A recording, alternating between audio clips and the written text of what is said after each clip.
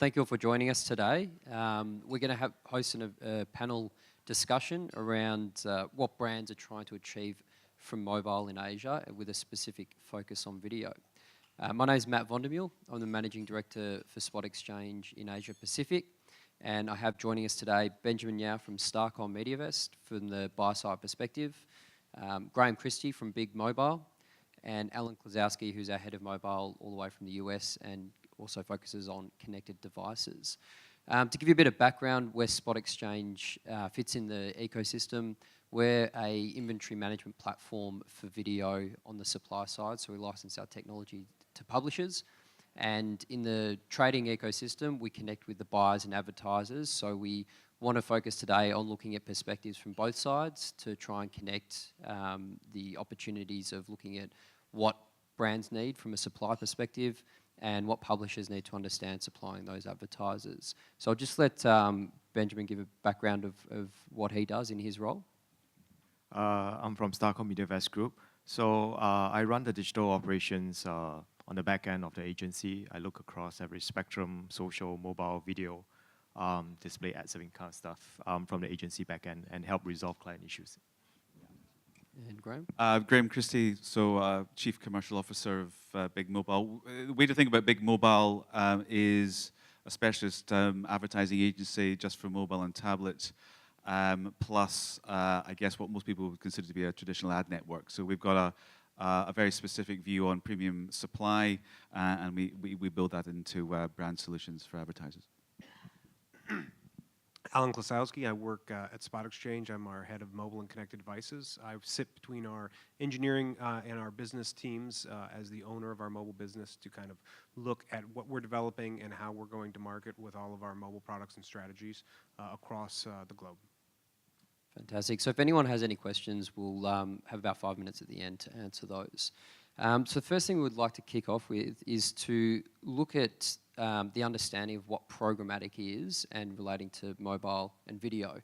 Ben, do you see in the market from brand and client perspective, is there still a confusion in understanding what programmatic is? I think there is still confusion. Some of the more advanced clients who were the early testers will probably be very good at understanding the various facets and issues with programmatic. Then there's also a huge set of clients out there that still thinks, has a perspective that programmatic is labor-free or less labor-intensive. It's automatic, and it's true automatic in that sense. I think there's still more education needed in this area to guide them to understand that programmatic is a technology that still needs people to derive the insights, run the operations, and optimize the campaigns, although with the help of technology.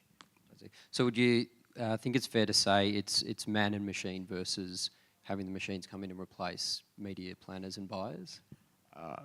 Yes to that for now.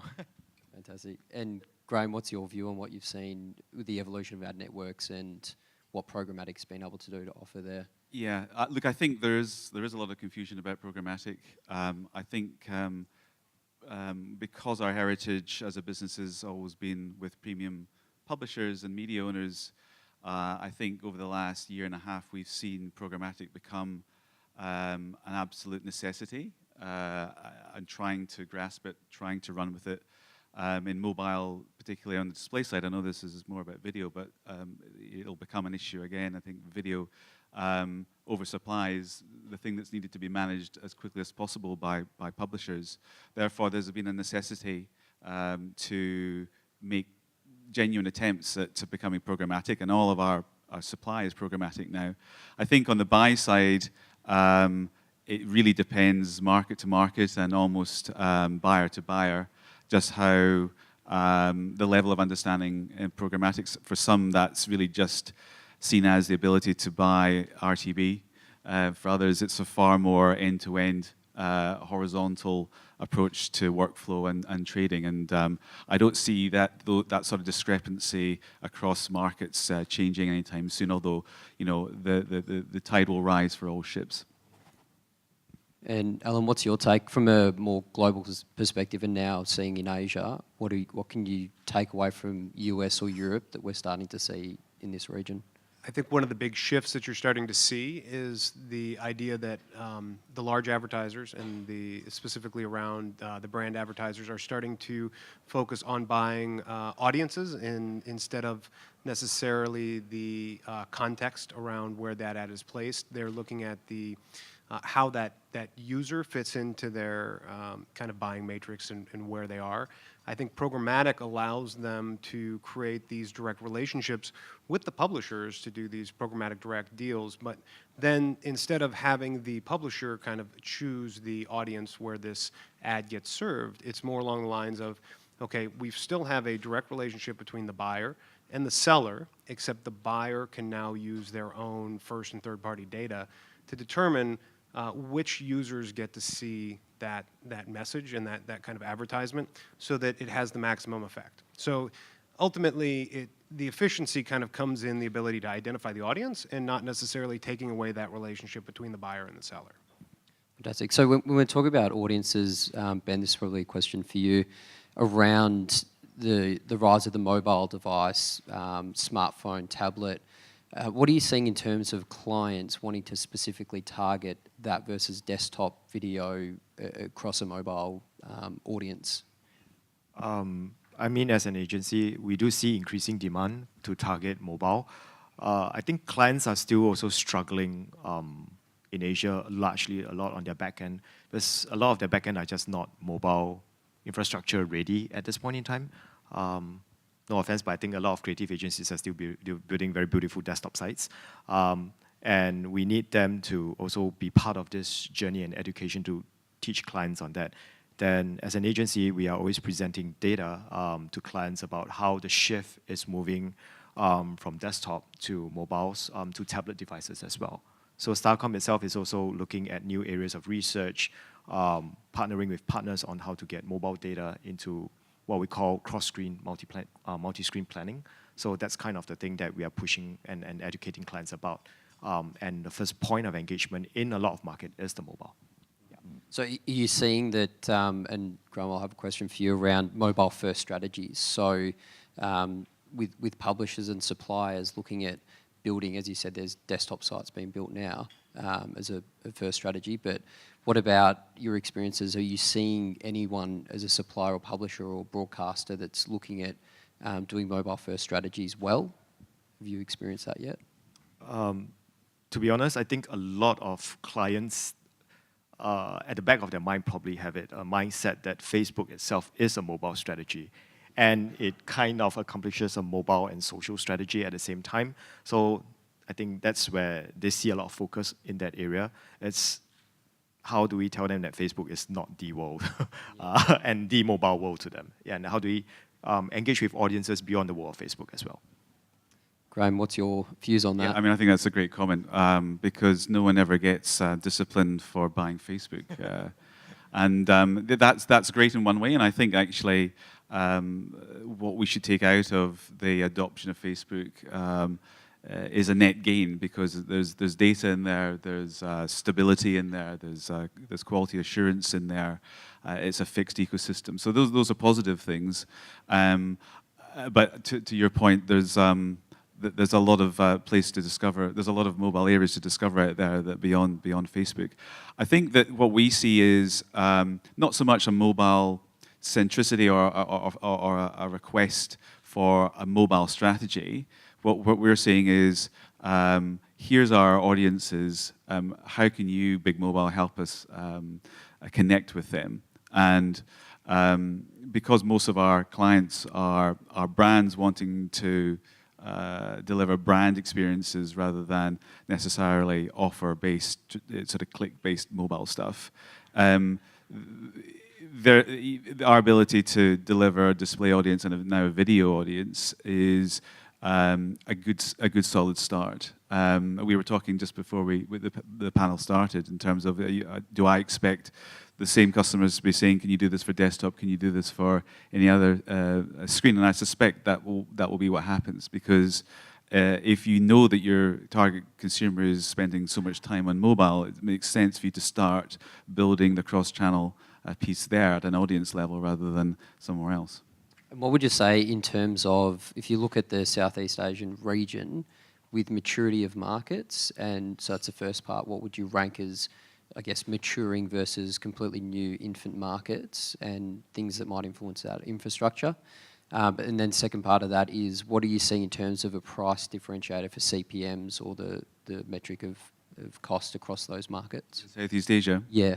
I mean, I think that the obvious markets that are leading are the mature advertising markets such as Singapore, and you contrast that with a market like Indonesia, where we've been for 3 years. What I think is interesting there is there's a far more commoditized approach to buying any media in Indonesia, and CPMs is not the traditional way of trading. Than it is in Singapore or a developed market. So I think that what will happen, though, is these emerging markets will probably develop 3 or 4 times faster because they're less encumbered by traditional legacy media models.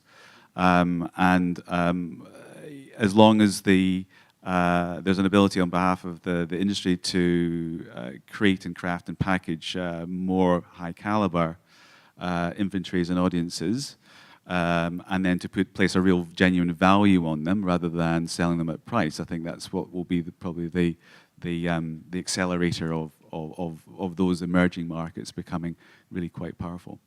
And Alan, do you have anything to add to that? Yeah, and what I would say would be you kind of see this trend that emerges, which is the audiences shift to mobile faster than the advertisers and the publishers can kind of catch up with that shift. What you see kind of emerge initially are very performance-based models, so last-click attribution, these types of things that kind of filter in because they're the easiest to execute in these new environments. What we've seen kind of globally is that as the markets mature, specifically around video and mobile, you see a shift to branding because it's such a powerful tool. For many, it's the first screen, it's not the second screen or the third screen. As a matter of fact, a lot of people are even watching their phones and using their phones while they're watching TV. So it becomes the first screen. We see that the advertisers kind of catch up with that in the swing and move to more of a CPM-based branded model as opposed to a last-click attribution or a CPI model. And Ben, are you seeing that with your clients as well in terms of requiring, touched on before, creative, so producing a creative that's either dynamic when it's viewed on a mobile device versus an in-app, or an advertiser that may have just run a network campaign, they don't mind what screen it's on. Are you finding that you need to be much more succinct with your briefs in terms of what you need the creative agencies to do there to support the mobile? Yes. I think, well, we have been seeing cases where we have creative issues, they only develop it for one particular kind of thing. But we really need the creative to be more, well, device agnostic in that sense. And I guess for us, where we also see is the issue of supply in the market. A lot of our clients from the agency end, when they look at programmatic, are also looking at what are the sources of supply for video, for example. For that, it kinds of what's available right now. There's a lack of local video inventory. A lot of it is coming from overseas markets, where when you convert it to local pricing standards and you do that CPM comparison, it's through the roof. And that kinds of, based on the local mentality, where you try to tell them it's a good branding effort, we're reaching the right kind of audiences, then we have to do a lot more substantiation in that sense. Yeah, but more effort on creative and supply source. So on that point around the local language content, so with the rise of programmatic, we've seen that it's a lot of the new markets that come in, and a lot of the technology vendors are coming from the US and other outside markets. What do you think can be done in terms of having the clients understand that to get scale and volume, we need to utilize the international inventory as well, even though they're reaching a local audience? What are some of the things or ways that you're able to help educate your clients in terms of accommodating that side of things? I think number one is really understanding who the audiences are, right? When we ask a question on some of the international publisher inventory, who are these audiences? We get very vague replies in general, right? And then there's the perception that a lot of people that go onto these foreign websites are expats. They are not the local audiences which my clients are trying to reach, right? a milk powder brand, a local airline, all the local sporting brands or something. So how do we justify that it is the right kind of audience? I think is key. Most of the internal publishers really don't have research in this area. Right, so I guess that comes down to verification. So Graham, in your experiences, what are some of the ways that you can work to verify audiences and help that story of continued targeting? Yeah, I mean, I think that's a real weakness in every market in the region is just, if I'm being blunt, it's, I think publishers are resting far too much on their laurels about almost with an old media mentality of, hey, I've got a great audience and great content, therefore I should command a share of campaign spend. And yes, a lot of that mentality. The reality is that if half of the effort was placed on understanding and packaging those audiences up in a way that makes it digestible for agencies and trading desks than other strategies, then they would probably be able to command a bit more spend. So what we see is a real conflict happening within publishers about how quickly to adopt programmatic as a way of working versus how to drive desktop yield to mobile yield somehow. These are playing out within the same organization and inhibiting some of those organizations to actually do the basics. We often find that we have to step in, and we're happy to do so because there's revenue in it for us. But we're happy to step in there and say, hey, we need to be finding a commonality so that buyers can compare apples with apples, rather than a different way of looking at audiences with different targeting attributes.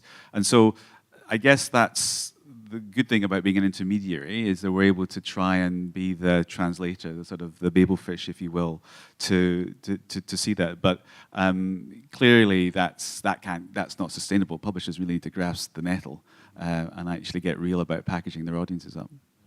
And Alan, what, in your experience working with various publishers throughout the world, what are you seeing some of the ways that they're achieving or overcoming those issues around audience and targeting? Yeah, I mean, there's really kind of two issues. One is that as the buyers, again, are kind of moving, and I think we're hearing it here too, is that buyers are moving to trying to really identify their audiences. They want to know who they're buying. I mean, yes, you can, as a publisher, say that my audience is premium, but how do you prove that? How do you prove that this is a premium audience? What you're finding is the buy side is bringing in lots of third-party data, first and third-party data to the table to say, these are the audiences that we want to buy. And you have to work on the publisher side. There's kind of two parts to this. One is, in order to prove that your inventory is premium, you have to share as much data as possible so that the buy side can ingest that data and decision around it so that they can pay the appropriately premium price for the audience. So it has to be completely transparent. But at the same time, you need to be very careful about how much data you're sharing and the ways and methodologies that you're sharing that data, so that the buy side doesn't get an unfair advantage against the publisher to say, basically take all that data, build out their own DMP, their own data management platform, and then start targeting your premium audiences off of your premium products, right? And so that's one of the challenges that we have, and a lot of the products that we've kind of rolled out are focused on trying to bridge that gap of giving enough transparency to the buy side to value the audience, but not undermine the publisher's stance and kind of premium positioning in the marketplace. And it's tricky. So Ben, would you say that obviously prior to the programmatic era, some of the ways where it was a lot harder to be able to have these metrics of verification or first third-party data that's interlaid with campaigns and buying. Are you seeing it now, it presents a greater opportunity, more complexity, or is it just a matter of evolving as a market and industry? I think there's more complexity. I mean, let's start, number one, with the fact that you have first-party data from an advertiser. How do you mash that up with the different publishers, the three big ones in each of the three local markets in Southeast Asia? The cookie pool is different. How do you make a cookie sync? So that's the number one. So there's that added complexity, talking through legal, talking through the commercial terms, extended timelines because it's not instantaneous. We're talking about millions of rows of data, or potentially, or at least thousands of rows of data, or hundreds of thousands of rows of data, right? So I think it's more complex. It's not a simple solution as is and go-to-market solution. There needs to be someone that guides you through the process, talks you through the thing. Who is the right partner to do this cookie matching thing for first? Then what is the value of that data, right? You claim we want 500,000 of this kind of audience in Indonesia. This publisher may claim it, but actually may not have it. May only have a fifth at the end of the day. So we need to see those kind of things, and it will come with time, but I think the legal frameworks, the commercial terms, the talent people on the ground, and the market understanding also needs time to evolve. So on that point, I guess, what's some advice for organisations either on the supply or the demand side? Is it finding an internal champion with the resource that can be the knowledge base internally to understand everything and then share that information? What are some of your clients, or Graham, that you've experienced with organisations doing this really well to understand, you know, a mobile-first strategy, a programmatic platform implementation, which effectively changes commercial terms with your transactions? Who are you seeing, or what are your experiences there? It depends on the organisation, obviously, but I think it's fair to say that programmatic, in particular, isn't going to go anywhere. It's here to stay, and therefore, where we see more benefit is where organisationally, at the publisher side, migrating to adopting the principles of programmatic is everyone's issue to deal with, not that team over there in the corner that no one really understands because they're the logical people. And I think forcing that migration across the culture is where I think it works really well, and that's certainly true of if I think about Ticketek in Australia and Austeria in Australia. That's certainly been their ethos, but it's not for everybody. And Alan, anything to add there in terms of the resource or dedicated talent you need? No, I mean, I think it goes back to and I think you guys have kind of summed it up very well. It's the combination of art and science. It's math, but it's also creative and logic and emotion and all these other things that actually drive the messages home for the audience, kind of combined with this science, kind of analytical, very measurable KPIs that can kind of deliver to kind of create this, as we move forward, this environment for advertisers where they really get a lot of traction, and they get a lot of traction with their market, and they can measure that and tweak and refine and continue to kind of enhance the story and the emotion around the campaigns and the messaging. So it's just this combination of kind of art and science that goes in, but every organization needs to have the competency to understand the science part, and I think that some organizations are still a little bit behind there, and the buy side, where all the demand is coming from, I think they are going to get into a position here in the next year or so where they're going to be demanding that you understand it. Right. Can I add just a view that we've got also is that everybody that's involved in the industry, particularly in the digital side and certainly in mobile, seems to believe that we're on this great sort of hamster wheel running faster and faster and faster. And we set ourselves very high bars to always skip over. And we actually like to sort of apply the brakes to say, hey, there's no way we know the answers to some of the questions you're asking us. Neither will you, neither will you, neither will you. And actually the only way that we can find out is collectively to try and be prepared to fail.